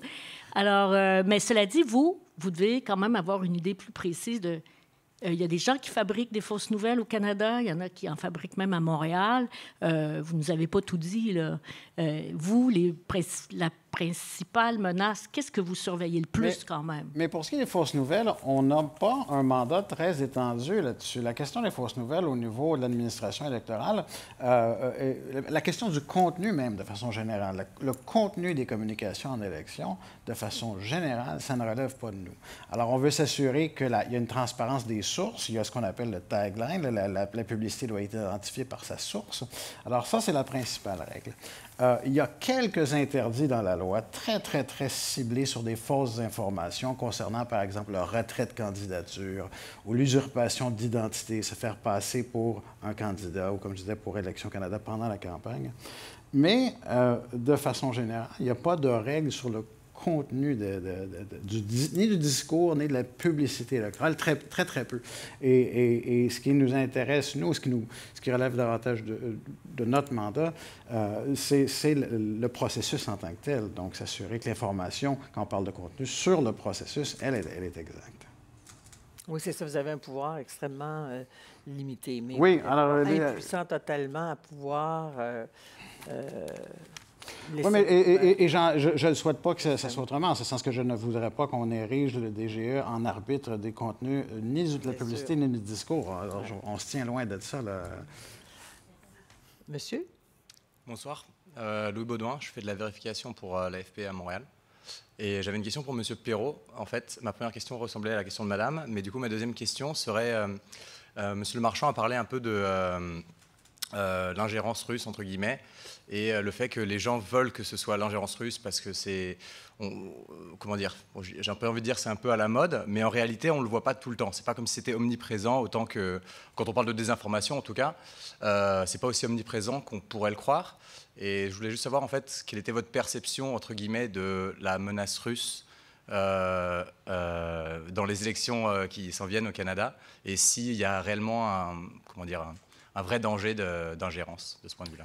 Alors, la question de savoir quelle est la source, comment on traite de cette source-là, c'est des enjeux qui relèvent de la sécurité nationale, du service de renseignement, qui relèvent des affaires mondiales, plus que d'Élections Canada. Je pense que notre rôle, c'est de voir qu'il y a quand même des menaces. Elles peuvent venir de différents endroits. Il y a différents pays qui peuvent avoir l'intérêt. Lequel, ça change pas grand-chose. C'est de travailler avec les partenaires qui nous permettent de sécuriser l'élection. C'est ça qui est essentiel, et qu'on voit le type de menace qui peut arriver et quel est notre rôle pour certains aspects des menaces, pas tous les aspects, quel est notre rôle pour protéger l'élection. Alors, à savoir, est-ce que ça vient d'une source ou d'une autre, ça, je laisse ça davantage au renseignement puis aux affaires mondiales. Et on peut se poser la question de l'intérêt des Russes de faire ainsi de l'ingérence, comme toutes les agences de renseignement aux États-Unis ont dit, oui, il y avait une ingérence russe, il y a juste Trump qui n'y croit pas, là. Mais quelle analyse faites-vous de l'intérêt, M. Lemarchand, de l'intérêt des Russes de faire de l'ingérence? On reproche souvent, en France en tout cas, aux journalistes de parler de choses qu'ils ne connaissent pas. D'accord. Donc, je vais être très franc. Là, je ne me sens pas à l'aise sur ce terrain. Mais il y a une chose, je vais vous citer. Vous êtes au micro? Oui. Aviez-vous eu réponse à votre question? Merci. D'accord. Alors, je vais donner la parole à madame. Oui, bonjour. Moi, c'est Gigi de RAD, qui est le laboratoire de journalistes de Radio-Canada.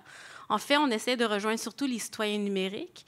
Quand vous parlez de fausses nouvelles, les formats qu'on voit souvent, c'est des images fortes, des mimes, des vidéos d'impact engageantes. Je me demandais quel format est-ce que vous avez testé et quel format s'est avéré la plus performante et engageante? Alors, c'est très intéressant votre question, parce qu'effectivement, on a toujours le souci, et on en parlait tout à l'heure, c'est-à-dire qui, finalement, quand on dit que quelque chose est faux, qui va nous lire? Et que quand, effectivement, vous avez un mème qui est juste une image sans légende, et qu'à côté, vous faites un texte de 3 feuillets pour expliquer que c'est faux, il y a un problème. Alors, à la fois, je pense que c'est important de faire ce texte de 3 feuillets pour démontrer les choses et montrer que vous avez fait votre travail d'investigation et que vous fournissez toutes les preuves pour dire que quelque chose est fausse. Mais en tout cas, ce dont on s'est rendu compte avec Crosscheck et qu'aujourd'hui on essaye d'appliquer à l'AFP de plus en plus, c'est d'être, c'est ce que je dis à l'instant, d'être très pédagogique. C'est-à-dire finalement, parfois on a des petites histoires, des petits faux qui ne sont pas très graves ou qui sont un petit peu rigolos, mais c'est toujours intéressant de démontrer comment on a fait pour dire que c'était faux. Vous expliquez la démarche. On explique la démarche, que finalement, il n'y a pas besoin de savoir coder, il n'y a pas besoin de savoir de quelqu'un, un geek absolu, etc. Donc ça, c'est important d'être pédagogique. Alors, après, effectivement, on se pose tous la question, quand on fait du fact-checking, est-ce qu'il ne faut pas faire ça en vidéo, etc. Nous, on ne l'a pas forcément encore testé à l'AFP. D'autres médias en France l'ont testé, mais ce n'est pas toujours très simple non plus.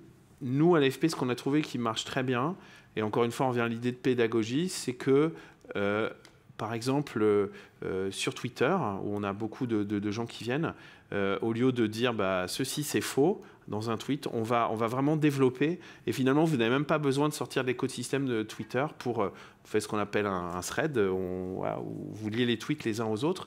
Et à partir du moment où on a fait ça, on a une audience qui a grandi, et parfois on a beaucoup plus de retweets, de partages que de clics, parce que effectivement, on est dans une guerre de l'attention. C'est très difficile d'avoir des gens qui cliquent, donc finalement, on tient compte de ça, et on va essayer de développer au maximum sur Twitter comme ça.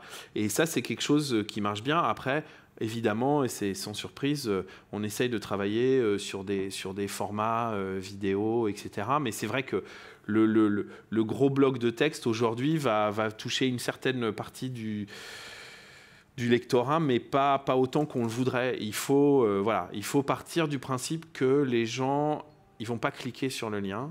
Donc, c'est dommageable, mais c'est comme ça. Donc, qu'est-ce qu'on peut faire pour leur donner... quand on est un statut Facebook ou un tweet, voilà. Donc, mais les formats, c'est évidemment stratégique. Alors en France, c'est pas trop le cas. Au Canada, je sais pas, mais par exemple, on sait beaucoup, puisque ça a été dit en préambule, donc un modèle cross-check s'est développé aussi au Brésil où on était, ça s'appelait Comprova. Et là-bas, la désinformation, elle est essentiellement sur WhatsApp. Donc il fallait réfléchir à comment toucher les gens via WhatsApp, ce qui est extraordinairement compliqué. Parce que WhatsApp, c'est d'abord une communication, c'est une plateforme cryptée complètement privée. C'est l'inverse de Twitter où tout est public. Donc comment vous faites pour développer la démystification et atteindre les gens sur WhatsApp? C'est très compliqué. Est-ce qu'il y a des grandes différences entre les pays où le phénomène est aussi... intense, à la même ampleur dans tous les pays où vous êtes et où vous faites du... Alors écoutez, aujourd'hui, on est bientôt dans 20 pays. L'AFP est présent dans 151 pays dans le monde, y inclut la Corée du Nord, même si c'est pas simple là-bas. Mais on va dire des journalistes comme Louis qui posait la question tout à l'heure, c'est-à-dire qui sont 100% dédiés à la vérification. On est bientôt dans 20 pays. Et... non, on retrouve les mêmes modes opératoires partout. Après, les sujets sont évidemment différents. Mais on voit aussi les fausses informations qui voyagent et qui s'adaptent d'un pays à un autre. Là, c'est intéressant. Par exemple, Louis, c'est la première fois que j'ai lu quelque chose, parce que ce n'est pas un sujet que je lis en particulier, sur le pacte de Marrakech. C'est parce que il y avait beaucoup de choses qui circulaient au Canada là-dessus en disant le gouvernement canadien va signer le pacte de Marrakech, donc demain c'est 30 millions d'immigrés qui vont arriver de manière incontrôlée, etc. En France, à part les spécialistes des questions migratoires ou des gens qui suivent les relations internationales, personne n'avait entendu parler de ce pacte de Marrakech. Et finalement, tout le délire qu'il y a eu par rapport à ce pacte et dont on a parlé au Canada, hop, tout ça s'est transféré en France. On a retrouvé exactement les mêmes arguments et le même genre de mème, sauf qu'à la place de Justin Trudeau, évidemment, c'était Emmanuel Macron. Très bien. Florent Dodin du Devoir. Bonjour. En fait, ma question s'adresse à vous deux, mais plus particulièrement à l'AFP, mais aussi à Élections Canada, je pense. Comment vous pouvez dire à la fin d'une campagne électorale mission accomplie? Donc, par exemple, pour la vérification des faits, vous dites que vous avez un océan de désinformation avec une capacité de 65 contenus vérifiés. Qu'est-ce qui vous fait dire à la fin, OK, on a bien fait notre travail? Et pour Élections Canada, comment vous allez dire, ah oui, la campagne s'est bien déroulée? Je réponds. Alors, on peut pas le dire. Ça serait très prétentieux. Ça serait très prétentieux de dire mission accomplie. C'est pas du tout le but. En revanche, sur ce qu'on a fait donc il y a 2 ans en France, on a le sentiment que les fausses informations n'ont pas pourri le débat politique. Elles sont venues au débat de l'entre-deux tours entre Emmanuel Macron et Marine Le Pen. À un moment, elle a mis sur la table l'histoire de ce fameux compte offshore qui n'a jamais existé. Mais on n'a pas eu la sensation, contrairement au Brexit, où une défense des informations qui a été de dire, qui a circulé, qui n'a jamais été véritablement démentie, qui disait finalement l'Europe coûte tant de centaines de milliers de livres par jour, donc des sommes phénoménales. C'est faux. Et le lendemain du scrutin, quand même, Nigel Farage a dit oui, on savait très bien que c'était faux. Il n'y a aucun souci, c'était faux, mais c'était un argument de campagne. Bon, ce genre de choses qui ont pu se passer lors de l'élection présidentielle aux États-Unis, on n'a pas le sentiment, en tout cas, que c'est joué sur le scrutin. C'est pas que cross-check, bien évidemment, on n'a pas non plus cette prétention. Mais en tout cas, sur cette campagne-là, ça n'a pas joué, mais pour autant, pas la prétention de non dire que ça marche à chaque fois, puisque, en tout cas, sur le mouvement des Gilets jaunes, donc là, on n'est pas sur une campagne électorale, mais les fausses informations, en tout cas, au début du mouvement, ont joué un grand rôle, et ça, les médias n'ont rien pu y faire. M. Perrault. Et c'est difficile de répondre à la question. Il n'y a pas un moment clé. Hein. Alors, le plus grand moment pour un directeur général des élections, c'est le jour d'élection, de savoir que tous les bureaux ont ouvert, alors que les gens peuvent voter. Là, on peut commencer à respirer. La machine est en branle. Il n'y a plus grand-chose qu'on peut faire là. Ça vote. Et en bout de ligne, de savoir que les bureaux ont été ouverts, que les gens ont pu voter, qu'il n'y a pas eu de désinformation sur le processus de vote, c'est déjà un grand succès. Après ça, ça continue en cascade. Est-ce qu'il y a eu un dépouillement judiciaire ou non? Est-ce qu'il y a des contestations ou pas? Ça ne prend pas beaucoup de temps, c'est quelques jours. Ce qui est plus complexe, qu'on peut analyser uniquement avec beaucoup de recul, c'est est-ce qu'il y a eu des manipulations? Est-ce qu'il y a eu du discours trompeur? Et des choses sur lesquelles on n'a pas vraiment de contrôle. Il peut y avoir des enquêtes par la suite. Ça peut prendre des mois avant qu'on ait vraiment le pouls en profondeur de l'élection. Mais pour nous, le jour de l'élection, est-ce que les gens ont voté? Est-ce que les gens ont été empêchés de voter? C'est vraiment le critère. Au mois d'octobre, malgré les changements climatiques, il n'y a pas encore de tempête de neige. Attention, on réalise une chose quand on fait des élections au Canada, que c'est un grand pays. Et qu'en juin, en octobre, en septembre, tout peut arriver. Il y a toujours un endroit où il y a une tempête de neige au Canada. Jacques Rivard. Oui, bonsoir. Donc, j'ai été pendant 35 ans journaliste à Radio-Canada. Et pendant cette période-là, j'ai enseigné le journalisme à l'Université de Montréal. Et c'est à ce propos-là que je voudrais vous demander, M. Lemarchand, moi, ce que j'ai constaté des dernières années d'enseignement en journalisme, c'est la question qu'on se posait, c'est à cause de la cacophonie qu'amènent les flux sociaux, avec la mauvaise nouvelle, la bonne nouvelle, mais la mauvaise nouvelle, le fake news. On se demandait les dernières années, en tout cas, qui maintenant est journaliste. Et en posant la question, on avait de la difficulté à nos cours à l'université, à bien former ceux qui arrivaient en journalisme, qui allaient essayer de trouver un emploi maintenant. Alors nous, ici, à Montréal, en tout cas moi, je trouvais que j'avais de la difficulté à ajuster le discours de formation devant le flux social, enfin la cacophonie. La question, c'était qui est journaliste maintenant?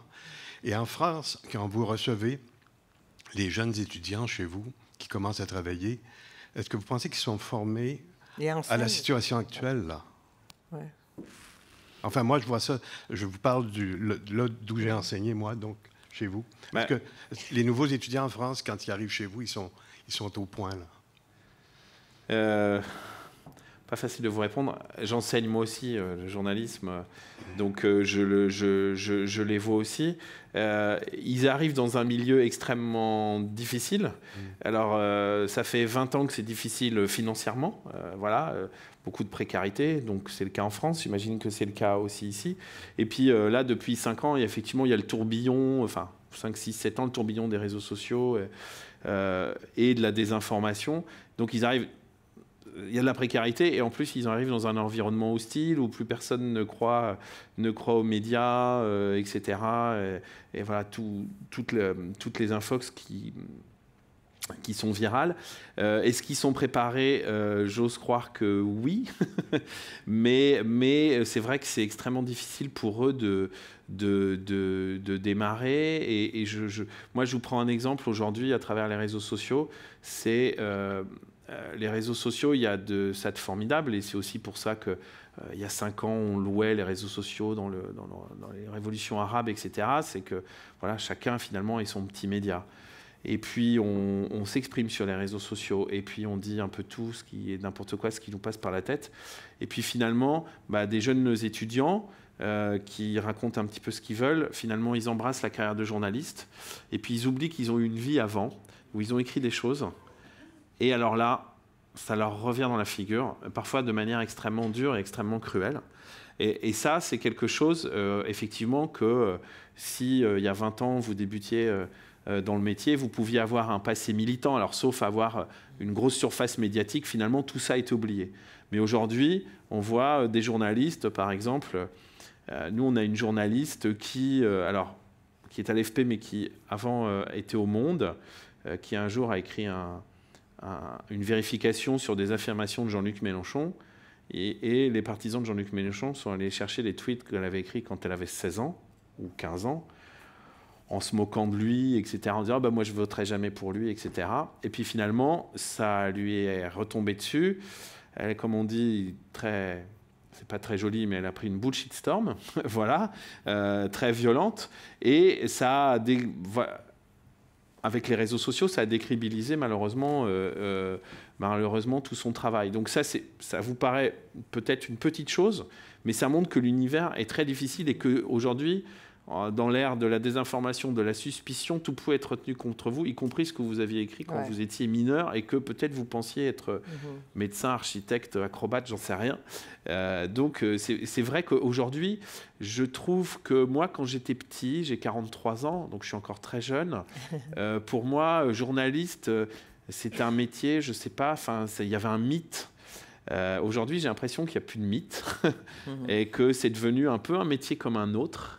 J'en suis bien malheureux et que je me dis finalement les jeunes qui ont envie de faire du journaliste aujourd'hui, ça tient un peu du sacerdoce, mais on essaye de les motiver, de bien les encadrer, mais c'est vrai qu'aujourd'hui c'est dur, c'est vraiment dur. Et pour terminer, voilà, il y a une espèce, dans les rédactions françaises aujourd'hui, je vois il y a une espèce de nostalgie d'un âge d'or, finalement. Et là, la révolution numérique, avec Internet, les réseaux sociaux, aujourd'hui, une manipulation d'informations, qu'à chaque fois, on se prend des grandes gifles, et que, oh là là, mais c'était tellement mieux avant.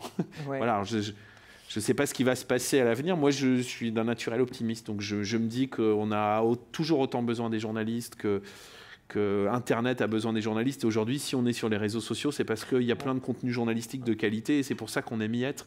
Et nous, alors on est professionnels, mais le citoyen aussi. C'est juste qu'il n'arrive pas forcément à bien trier le bon grain de livret, qu'il a des biais cognitifs. Enfin voilà, je ne veux pas faire... Et je vous citerai parce que vous avez déclaré déjà il y a 10 ans, on vérifiait le politique. Aujourd'hui, le conspirationnisme et la désinformation ont un écho énorme du fait de la viralité des réseaux sociaux. Et j'ajouterais que vous parlez du journalisme de vérification à une époque, un journalisme de certification. Est-ce qu'il y a un lien à faire avec ce qui vient d'être dit? Vous rappelez-vous d'avoir dit ça? Non, je pense, c'est ce que je disais tout à l'heure, c'est qu'il faut... certification. Oui, il y a quelque chose qui a...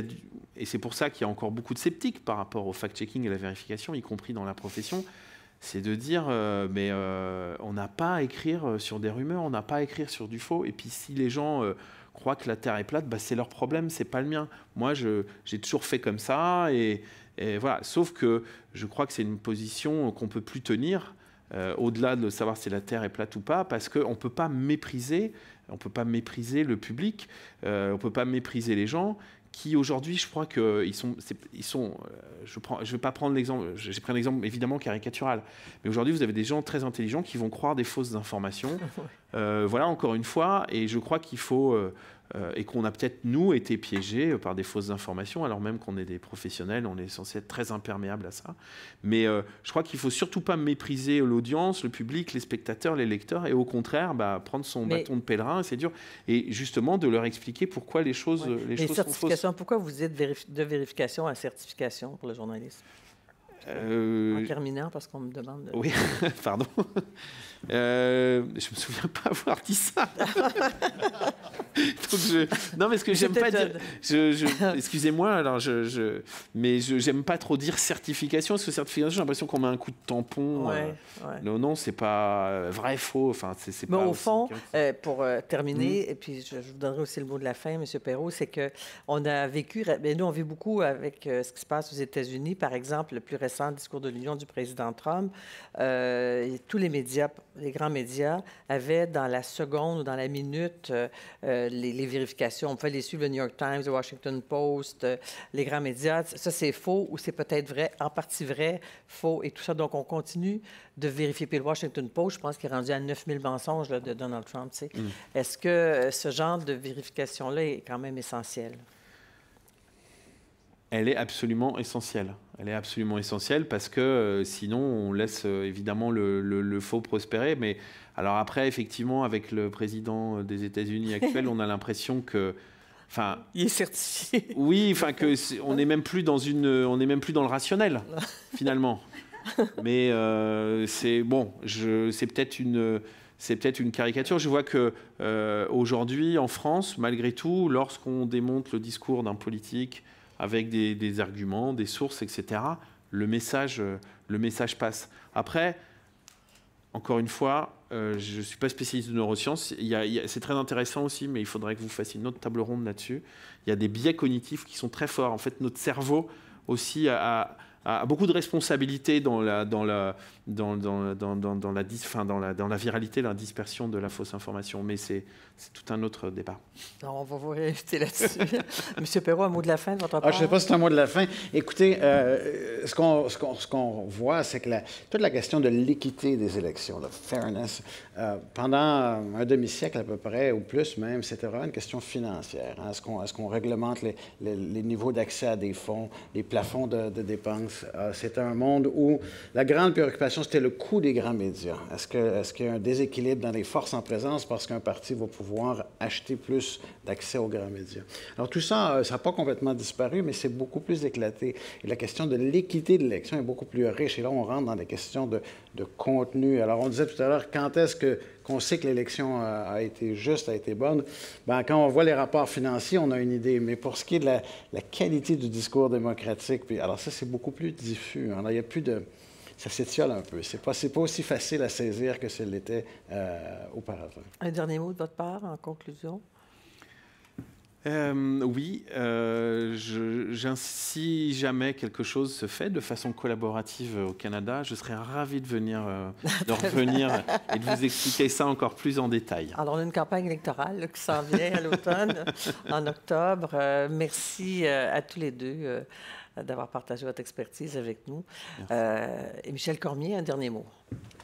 Enfin, ce sera moins sage que ce que vous venez de dire, mais simplement pour vous remercier vraiment de cette soirée qui a été vraiment fascinante. Merci Anne-Marie aussi d'avoir mené le jeu de façon aussi compétente comme d'habitude. Alors, écoutez, j'en profite pour remercier Radio-Canada de nous avoir permis d'utiliser cette salle et tout le monde, tous les techniciens, tout le monde qui a rendu ça possible. À Wendy Kahn aussi de la Fondation qui a vraiment travaillé d'arrache-pied pour s'assurer que ça fonctionne. Je veux aussi remercier, écoutez, la Caisse de dépôt qui a fait une contribution quand même à la soirée. Ils sont partenaires de la Fondation du journalisme. Et aussi CIPAC, le réseau parlementaire d'affaires publiques à Ottawa, qui a capté ce soir la table ronde et ce sera disponible sur beaucoup de sites, y compris le site de CIPAC et de la Fondation. Donc, il y aura une vie après cette soirée pour ce qu'on a dit ce soir. Écoutez, je vous invite aussi, pour ceux qui pratiquent le journalisme, à soumettre vos noms au prix de la Fondation du journalisme. On a de beaux prix. On a un gala fantastique à Toronto en juin. Et la Fondation a quand même récompensé des journalistes francophones québécois quand même régulièrement. L'équipe d'enquête, notamment, et Jean Pelletier a eu aussi, il y a 2 ans, le prix pour l'ensemble de sa carrière. Et Cordes Sensibles, l'an dernier, a gagné un prix aussi pour l'innovation en termes de tout ce qui est numérique. Alors, je vous invite tous à soumettre votre candidature. C'est une belle soirée, c'est l'occasion de faire de belles rencontres aussi et de célébrer, enfin, le journalisme qui est un pilier de la démocratie. Alors, je vous invite à prendre le verre de l'amitié. Je pense que c'est un cash bar, comme on dit. Il faut payer, mais quand même. Et on aura l'occasion, en fait, de poursuivre la discussion avec M. Perrault et M. Lemarchand. Alors, merci d'être venus, tout le monde, et bonne soirée.